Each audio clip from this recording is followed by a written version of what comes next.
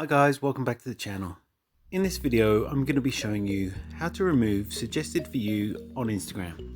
But before I do that, please don't forget to like this video and subscribe to my channel. Okay, so first off, head over to the Instagram app on your mobile device. Then if you're scrolling through Instagram, you'll get to a section where it's got suggested for you.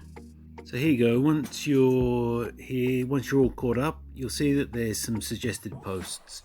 So if you don't want to see these suggested posts, what you need to do is tap on your profile icon in the bottom right hand corner of the screen.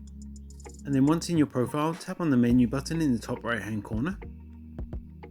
And next click on settings and privacy. And then if you scroll about halfway down, you'll see there's an option that says suggested content. So tap on that one.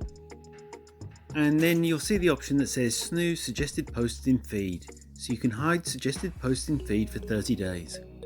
So all you need to do is just toggle that one on, and that's how you remove suggested for you on Instagram. If you found this video helpful, I'd love it if you like this video and subscribe to my channel. Thanks for watching.